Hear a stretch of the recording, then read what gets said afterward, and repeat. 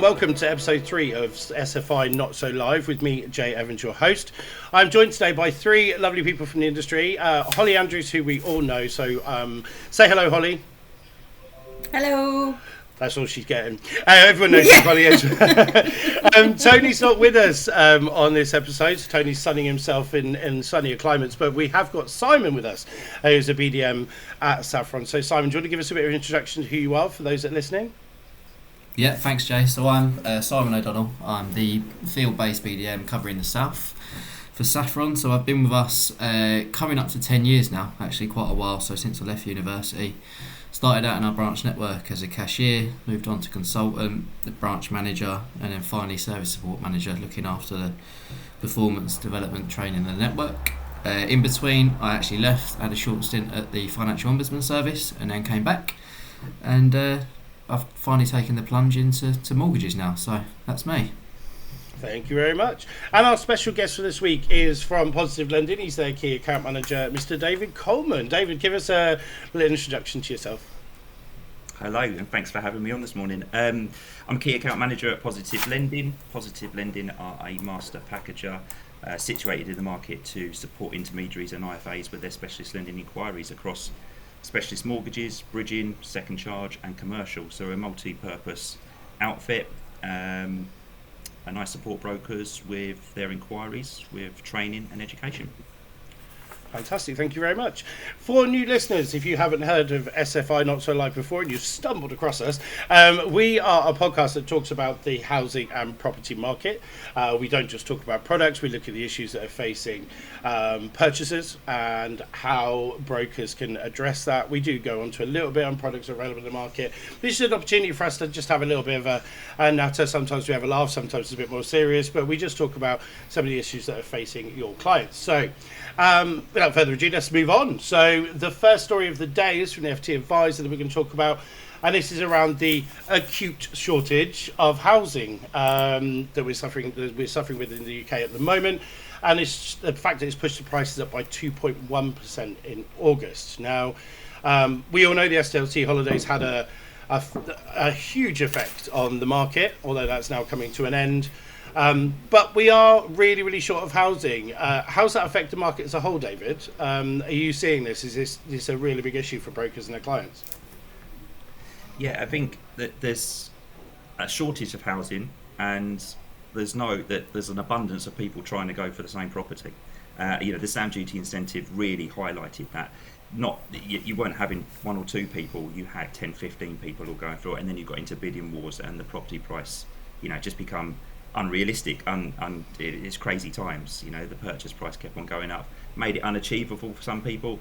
In some regards, I think for us as a business, that drove into our bridging area because clients wanted to become cash buyers, so they took themselves away from the chain and purchased it. And again, if you're talking sort of bridging, you're looking at a more expensive way to purchase a property. But then if you're in a bidding war, how high are you prepared to go, and how much do you want that property? So we've definitely experienced that over that period. And affordable homes in general are looking more and more likely with house prices going up like they are, and it's been a particularly tough time for first-time buyers. Holly, what's it been like? You obviously, Saffron re-entered the 95% market for first-time buyers. We've had the JBSP all the way through, but have you seen any kind of increase in first-time buyers being accepted?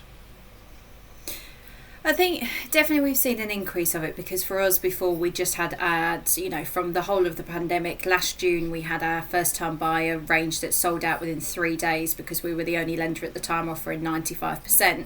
I know, David, we had a couple of cases go through at that point. Well. And then tomorrow. Yeah.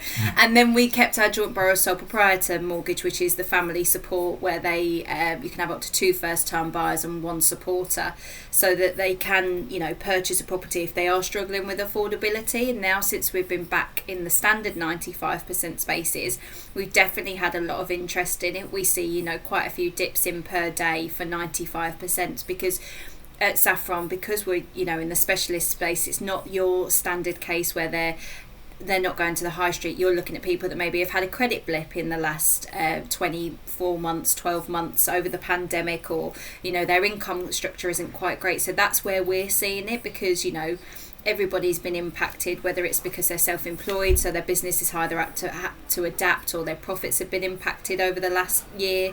Alternatively, it's people that have just, taken a payment holiday, or they've got themselves into financial difficulty that's a little bit we're not strong on our adverse as we'd like to be, but it is a light adverse product. We've got CCJs up to 250 that have been settled for only just 1 month, and the same with default. So we're seeing sort of the not so high street cases coming through to us, and it has remained popular ever since we've had that product.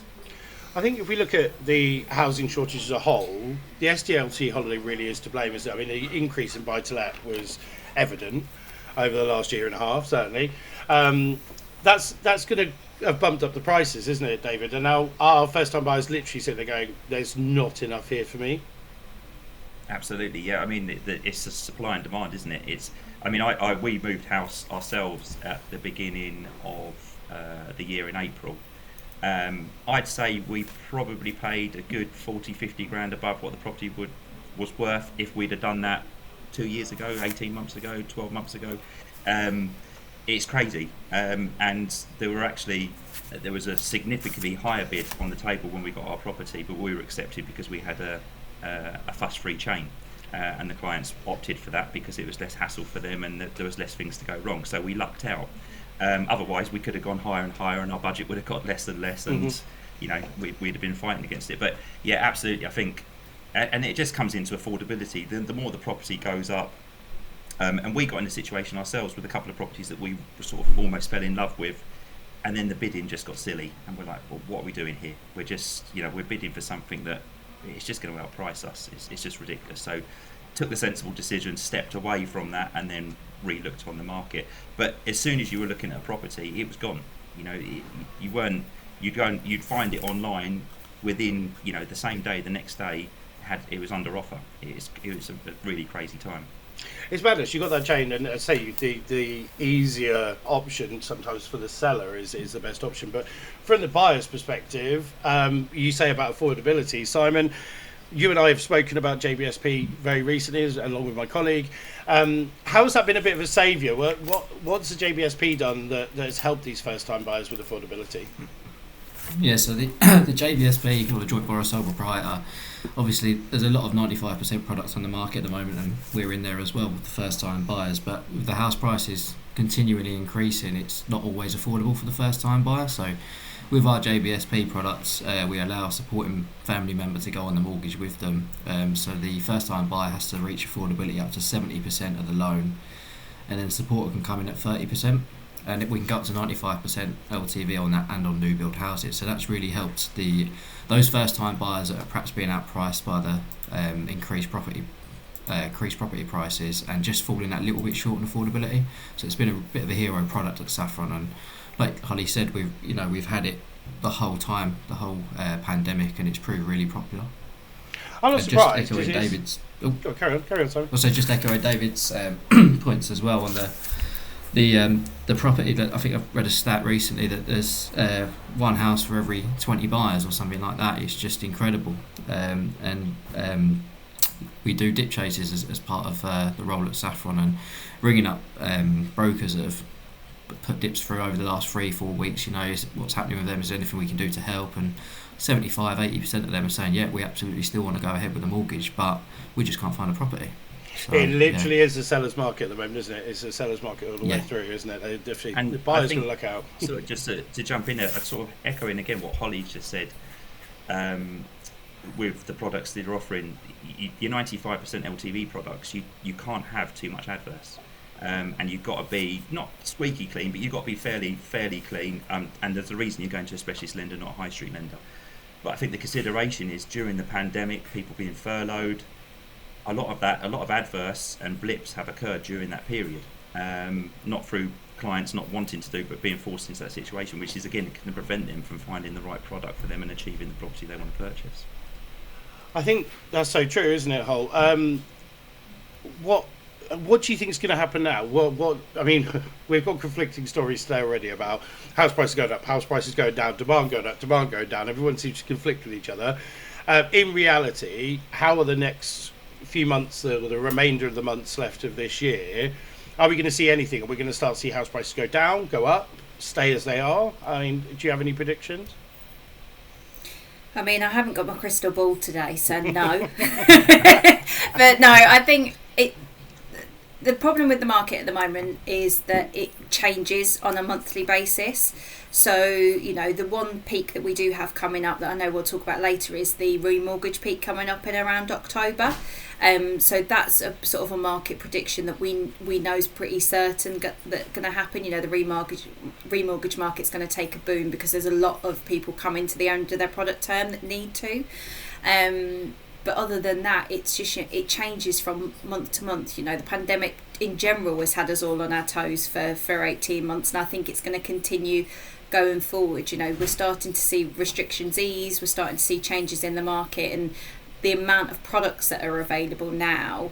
You know, at one point of the market, I think there was less than 50 first-time buyer products in the height of the pandemic, and now there's just under 400, and that's ever increasing.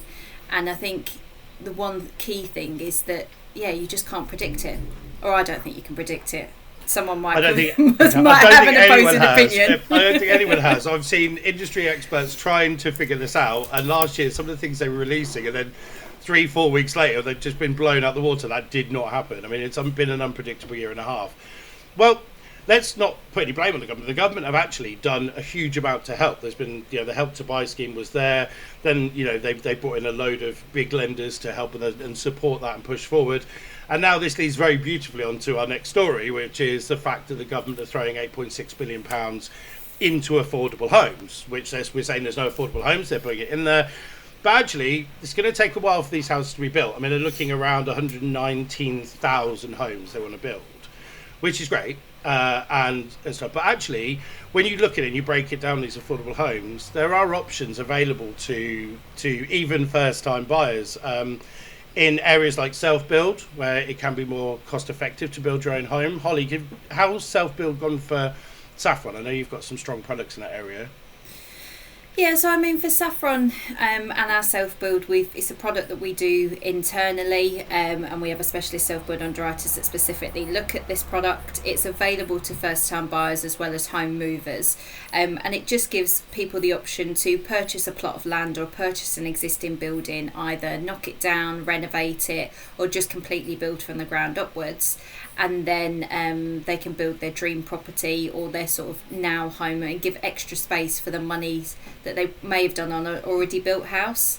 You know, they have the option to build a layout that's going to work for them. And especially now people are working from home, you know, you wouldn't necessarily have thought you'd ever need a home office, but quite a lot of people do now. So, you know, they're factoring in things like that and space for that. And, you know, self-build gives them that option with keeping it in their budget.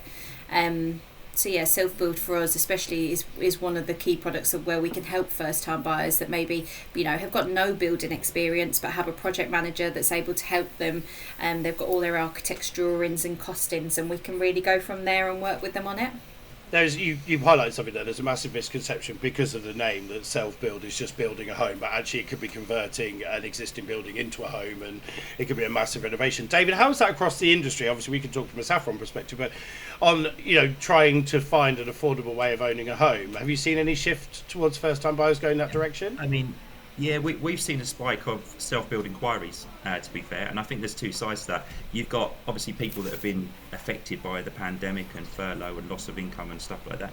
You've also had people that have been very lucky through that because they've worked at home, their expenses haven't been so high, they've saved a lot of money. And what we tend to find is someone who's doing a self-build is in that situation, they've got a bit of land or they can improve on what they've got, and that's exactly what they want to do. Holly's hit the nail on the head there. People are now looking at their work at home space. You know, let's be all, when this hit, we were all working on our kitchens or our dining tables and stuff like that.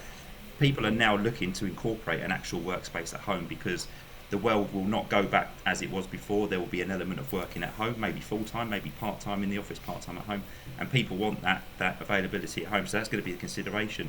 And we tend to find also that it's clients that have maybe the space, the land, have managed to save some money, or someone that's inherited a property along those lines. It could be, you know, something that needs a considerable work. So rather than do it up, they're going to make it into their perfect home. and do it that way. So we've definitely seen a spike in use for that self-build kind of area. And Simon, again, just tapping into the fact that, with self-build and the name, this isn't really always about grand designs, is it? You're not thinking about the £1 million home with the big glass frontage and God knows what else and shaped like an aeroplane. It is more your 2 up, 2 down renovations or your quirkier products, isn't it? Your quirkier houses. So, yeah, a nice renovation of a good quality building is just the same, isn't it? Yeah, that's right, and we've seen quite a few go through recently. Actually, some real nice self-built properties that have materialised and clients' dream home. They've now got them, and like you were saying, Holly and David, 18 months ago your home was your home. Now it's your office, your gym, your classroom, your bar. If you're lucky enough to have an outside bar. So people want the space. I was about to say, I've definitely not converted it into a gym. I didn't comment in the gym bit. But it's true though, isn't it? We're not just living at home anymore. We're living our home, as in we're doing a lot more in our space and environment. So that has caused quite a fundamental shift of maybe slightly older generations moving away from the cities and into rural areas, and that's going to shift the prices up. But for buy-to-let buyers, which have been a hell of a lot of in the last year and a half, it's actually been a real opportunity for city homeowners, hasn't it, David? The rental market seems to have shifted to cities, not necessarily just London either. No, absolutely, and listen, there's a lot of activity in the landlord and buy-to-let market. It's a very buoyant market. Landlords are capitalising on this because someone potentially who would be more interested in living in central or closer to the central area is now moving further afield because actually they can get more for their money, they can get everything they want there, and they might be looking at a rental property when they're working in maybe the city, for example, for the time they're there, maybe 2-3 days a week, and the rest of the time they're working from home. So yeah, and I think there'll be more of that as well. There's a lot more opportunities out there in the buy-to-let world. HMOs has been something that has really spiked interest with landlords, and again, they tend to be in, I suppose, your more educational university areas, but landlords are investing in that, and there's a big spike in use for those. It's a very lucrative market, the HMO, isn't it? It can be quite lucrative depending on the property you get. Absolutely. And how you convert. We're doing a lot of that at the moment. I mean, what we tend to find at the moment is clients are finding a property that they want to be HMO, but it's not actually HMO for whatever reason, and it's very difficult, obviously, to put a HMO mortgage on a property that's not HMO compliant. So again, that leads into something that's it may be bridging, development, finance, whatever it may be, and then the HMO is provided as the exit strategy, which is it is great. It just shows that there's opportunities in the market. Love that. Holly, David just said something that we really should bring up on development finance, in that this housing shortage, this lack of affordable housing, actually the government, a part of this strategy and a wider strategy from the government is to sell off council-owned land, brown lands, for developers. And actually, just for the brokers that are on here that might not have looked at development finance before, but actually, it's easy for an SME developer to throw up 2 or 3 houses on a really small piece of land that they could get a bargain price from the council. As a society, Saffron handles development finance. Can you just explain it a little bit to the audience for anyone that's not looked at it before? Yeah, so our development, we can look at funding between, I think it's 500,000 and 3 million. We're quite flexible on it, and we've got a really experienced team at Saffron. So you've got it's heads up by Peter Owen. You've also got Martin Evans, who's field-based, as well as Matt Hardy, who is the new addition, and a lot of our intermediaries will start to see him out and about a little bit more. But we can lend up to, I think it's 75% of the costs or 65% of the gross development value, and we lend anywhere within England and Scotland on new builds, refurbishments or property conversions. But this is purposely to build and then sell on, rather than our self-build where it's for them to live in. So we've offered development finance for quite a while now, and it's headed up by, as I mentioned, Peter Owen as the team member there, and all the details and a bit more criteria is on our website as well. I work with Peter a fair bit, just looking at what's going on in the market, looking at the construction figures and seeing what the SME market's doing and how it's working. And actually, we have seen an increase in the last year because people are seeing the opportunity. But also, with regards to development finance, you can build properties that are not only affordable but tap into a whole new area of the market. I just want to quickly tap into this, and that's sustainable housing and actually looking at the eco value of the house from the groundworks up. So, you know, using new heat pump technology, whatever it's going to be, solar panels from the moment of build, all these different things. And that's a big market. David, have you seen this green market coming through? I mean, I know we have products are self-serving, but there are a lot of green products out in the market. Are you seeing buyers, certainly maybe Gen Z millennials, that are coming up? Do you think they're going to be looking at the housing market and going, actually, I want my house to be at this standard before I buy it?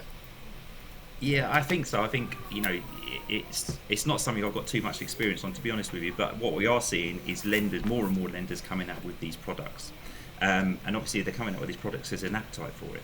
So clients obviously have an interest in doing it. And I think, you know, if you've got the opportunity to build your own property, whether that's for your own personal use or for resale or to let out, why wouldn't you do it? You're probably going to do that. You're going to entice more clientele into that property. You're going to get a bit of business from the property. So it kind of makes sense. And with more and more lenders offering these products, I can only see that increasing. How's green gone for you, Holly? It's been well over a year since we launched the green mortgage. Is it still as popular as it was initially? It had a huge surge to start with because people were like, oh, this is new. But actually, I'm seeing a lot more people talking about it. Is it a growing market for Saffron Green? I think it's people are starting, especially consumers are starting to become more aware that there is green mortgages out there. And, you know, our specific one is our retrofit mortgage on the residential range. So that is for applicants that are looking to purchase a property and improve the EPC rating within 6 months of living there. And if they do, they then get a discount on the rate that's available. So, you know, it has been popular for us, but it's more so, I think I've noticed it more in the self-build space. You know, you mentioned development, they're looking at more eco projects, but so are self-builds, and it can be anything down to the construction type, to the specific lighting or insulation or heat source pumps that they install. You know, people are starting to think, right, how can I make my house more cost effective so that, you know, it's sustainable going forward? So we're seeing it a lot in our self-build, and I think, you know, we're always looking, we're part of the research with the Building Society Association for green mortgages. So I know our product development team have been working with them really closely and going to a lot of their webinars and conferences really to learn more about what the industry is doing and then start to develop some of our products from there. I think it's really early stages, but I think as time goes on, you know, there's so much in the media about global warming and all the effects that we're having. So anything that people can do to help, I think it'll even stretch down to mortgages as well. And I have seen, I mean, we did some research as an agency separate from Saffron, but we did some research on eco in homes and what people thought about it, and they would be willing to pay up to 10% more as a first-time buyer if their home was ecological because it saves them so much money in the long term. So those that have looked at this and said, actually, what I'm saving on my energy efficiency is going to save for me the whole term of my mortgage, they're suddenly like, actually, it won't hurt because actually I've knocked my bills down by 20%. An extra 5% of my mortgage isn't going to knock me. So, you know, there is growth in that market. Moving on, because I'm very conscious we're going to go over time because we'd like to get stuck on subjects. We're going to move on to our next story, which is we know that we're getting experience, so we waffle too much. So let's talk about the house price growth. We're going to jump onto that one if you guys got that ahead of you. So August house price growth accelerates to 11% according to Nationwide. So Nationwide's report comes out regularly, we all know that. And it's saying the average house prices increased by 2.1% from July to August, the second gain for 15 years, according to the latest figures. Now, there's a conflicting article out at the moment that says it's down. This one's saying it's up. Where are the house prices, guys? From your experience and looking at the values of the mortgages that are coming through, are they still going up? Are they levelling out? Are they going down? No, we touched on it earlier. David, what do you think? House prices seem to still be going up because there's still a very strong appetite for the buyer. But what we're noticing is although property prices are apparently increasing, surveyors are not agreeing with what the market's saying. So someone's coming through saying their property is worth X, looking for a mortgage, looks all fine, surveyor goes out and downvalues it by whatever amount, actually, is it a true reflection of what the value of the property is? It's not necessarily. Again, it comes into that whole, the interest and the bidding wars and stuff like that. It becomes an unrealistic, an unstable valuation, which is fine purchasing the property, but if you can't obtain a mortgage on it, then you become unstuck. And that's where the problem comes in, because as we all know, everyone's going to go by what the surveyor says, and if the surveyor says it's not worth, it's not worth. So you can argue that until you're blue in the face, you're not going to get anywhere. And I think that's causing us a lot of problems with mortgage buyers, purchasers, and remortgages. On the flip side of that, there's always a positive, excuse the pun, but that drives into our second charge market because we've got the higher LTVs. But again, it's going to prevent people that are looking to remortgage or purchase because they're not working on a true reflection of the value. And that's a big issue, isn't it? Because we've got a peak of remortgages on the way, haven't we, Hull? Yeah, so it is, I believe, due in October is what we're sort of waiting on for a peak as expected. So, I just nodded. I know nobody could see me, but I nodded with David when he said about the down valuations in the market. But some people are actually using that to their advantage because they're able to then, if they've gone through bidding, they might be overpricing. They can actually probably renegotiate a purchase price lower so they can still get the mortgage that they want. So, some people have been quite savvy enough to actually, get a better deal at the end of the day. So, I definitely agree with the down valuations. We're seeing that a lot. Is there any trends in the house prices? It's probably throwing you under the bus, all under us a little bit, so do feel free to tell me if I'm off the mark. But is there anything to do with location, region, where the house prices are specifically flying up, or is it across the board? Is there any sort of peaks and spikes anywhere in the country? David, anything you know on that? I think prices, the further afield you go, you're more rural country, that kind of area, the prices have definitely crept up and jumped there because, like we've already touched on, people are now looking at not needing to be in the city or not needing to be on top of a main train station that takes them in. That commute is almost redundant for them now. They're now looking at, well, what can I get for my money if I move a bit further afield? What can I build if I move a bit further afield? So obviously the more interest, that's going to spike prices, and that's just going to increase. And Simon, you work for the South region. You're the worst. I did see an article that I think the highest increase in the country was in Cornwall, the biggest jump. And I don't know if that was down to the fact that there was a big world summit there and everyone got to see how beautiful it was. But I think it leads on to what David was saying. These coastal, beautiful, relaxing, sort of laid-back towns are going to be where these city dwellers are flocking to, aren't they? Yeah, I myself live on the coast, Frinton-on-Sea, if anyone's ever heard of it, near Clacton. But, like I said earlier, when I took a year out of Saffron and worked at the Ombudsman service, it was 2 hours door to door for me to get into London 5 days a week, and obviously you pay a significant amount to do so. So it was 4 hours out of my day. I was paying, whatever on the train fares, etc., stuff like that. And in the end, I said, look, enough's enough. I can't do this long term. But actually now, in hindsight, if it was now, I wouldn't have to go to London every day, perhaps 1 day a week, 2 days a week. So you don't have to live within half an hour of London. You can live 2 hours away like me and still do the job the same that you would be as if you was commuting in. I was the same. So, Norfolk to London every day, 5 days a week, and you only have a shelf life with that. It gets a bit, that's a bit much. But then looking at the rental market, renting in the city is actually not as bad as people make out, London being the exception. But I mean, in my mind, surely everybody's moving to leafier and nicer environments. But what does that mean for these empty buildings? Are we going to see this continued run of buy-to-let properties being bought up in the cities? Because I can only see this young market, these young people coming into let. I can see them all moving to cities. David, do you think it's a long-term move?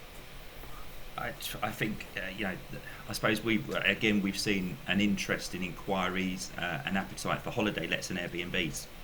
And if you've got empty buildings in cities and stuff like that, people are going to take that opportunity because now the world is opening back up and people can go out and socialise and take a break, wherever that may be. You might move to the country or the other end of of wherever and fancy a couple of nights in London. There's such So a trend you're with going to go now and choose an that Airbnb instead at a of just nice a property staycation, and it's a use that. So I think workcation the too. So you opportunities will be can there for those kind go of clients. somewhere, rent somewhere in Cornwall maybe on the Friday. You work the Friday and then Saturday, Sunday you can then enjoy it, and you're already there. People are doing that a lot more now because they're working from home. If you've got a good Wi-Fi connection, you can pretty much work anywhere.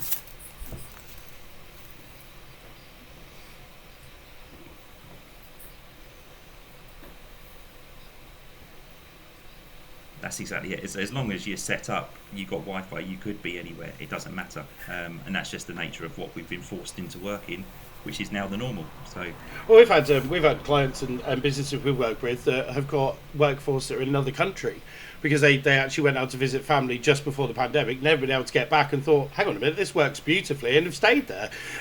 So we are becoming a bit more of a working remote world, and I think that's what we're going to see, this shift to market, but.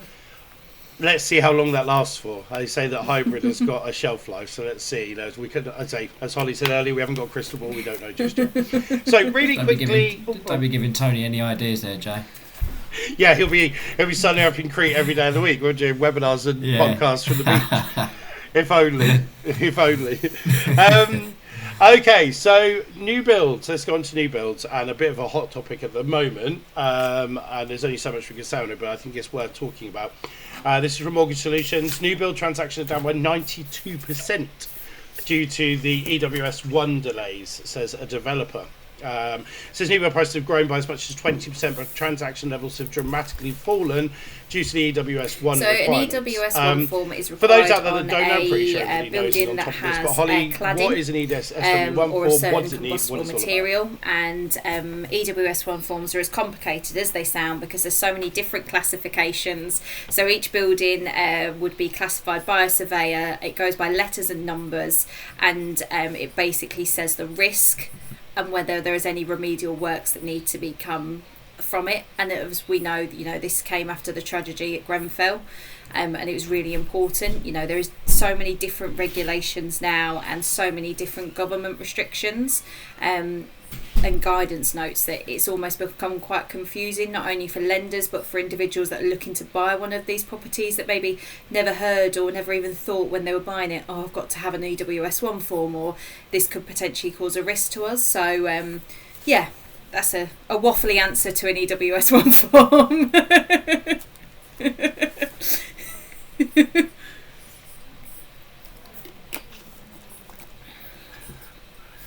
To be honest, I now understand it a little bit more.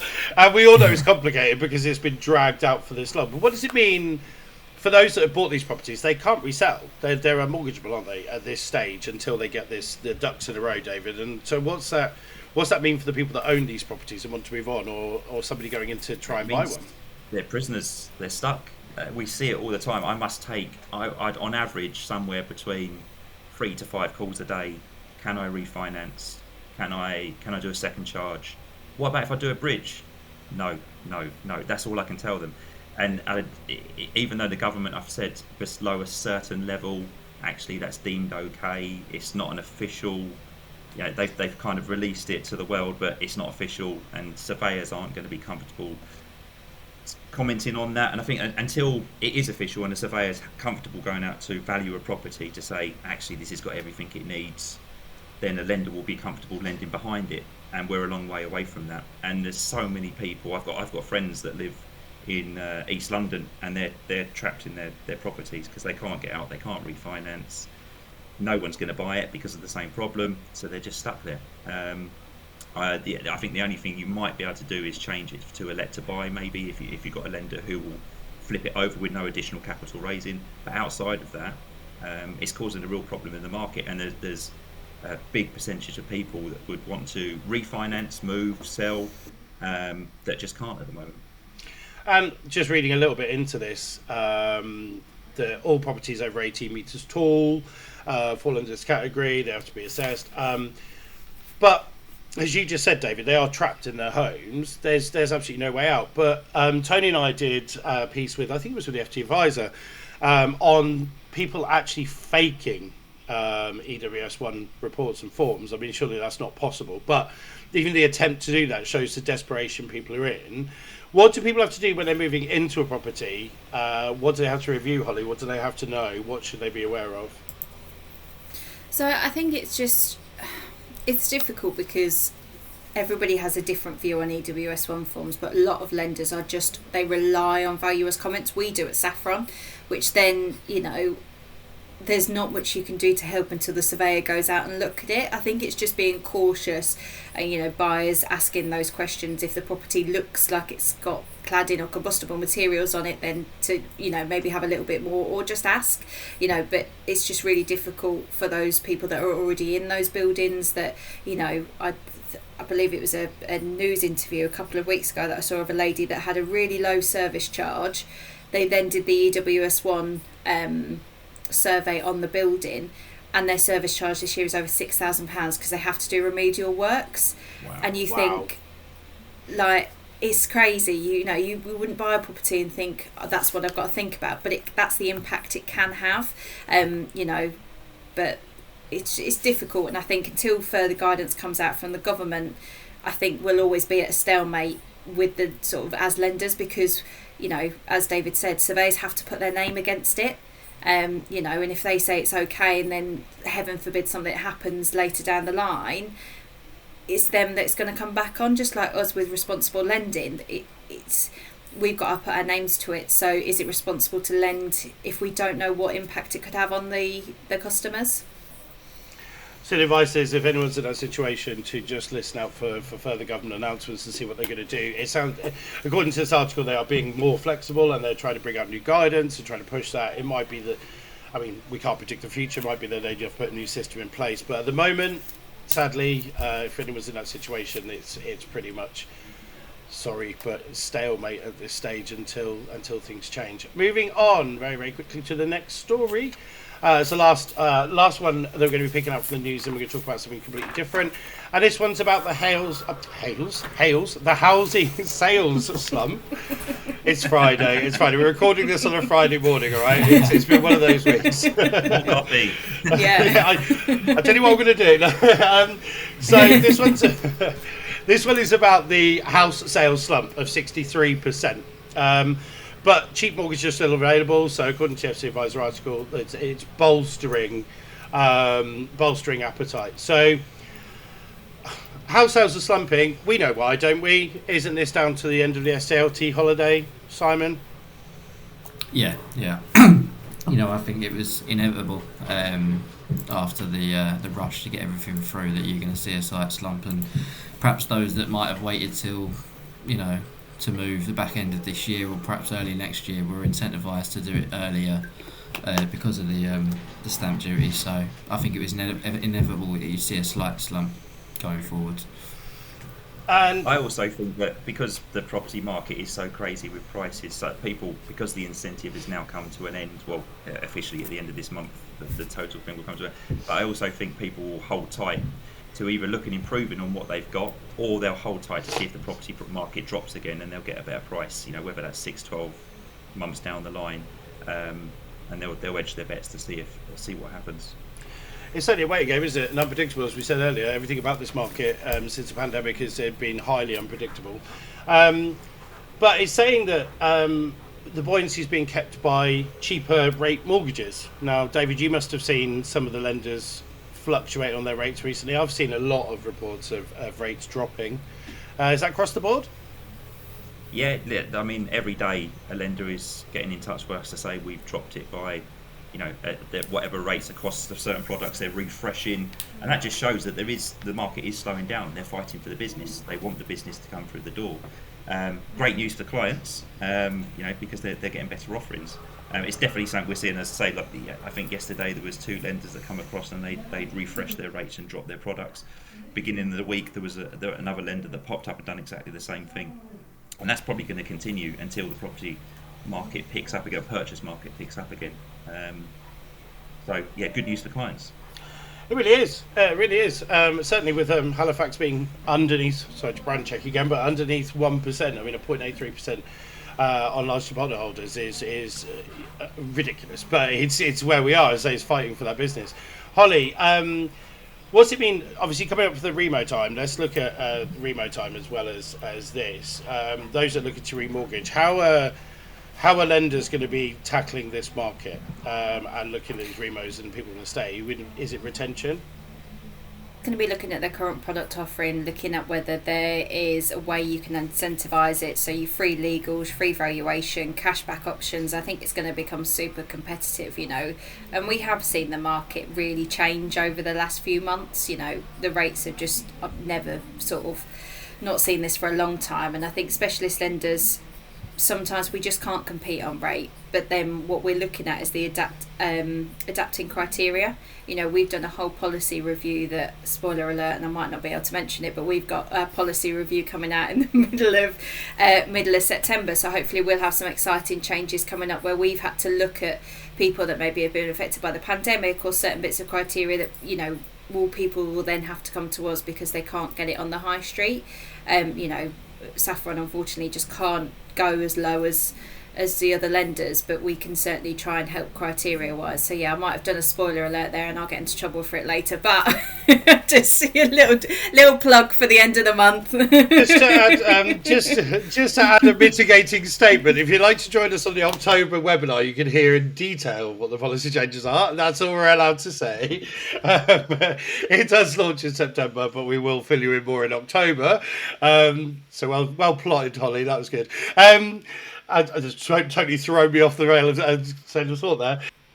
Okay, we are coming close to time, so it's a chance for us to just summarise what we've discussed today. But first of all, I want to say a massive thank you to David Coleman from Positive Lending for joining us on this particular podcast with our technical issues. You guys won't know this once we've edited, but we've had a lot of fun recording this one. And a big thank you to Simon as well, who has joined us for this podcast. You can check Simon's face on one of our previous webinars. He has joined us before. And likewise, if you're in the southern region, no doubt Simon will come and see you at some point. So thank you so much for joining us, Simon, as well. Holly, you do the important bit. So any brokers out here listening, want to get in touch, want to talk about anything, let's throw some contact details that way. Yep, so for the BDM team, you can give us a call on 01799 582 925.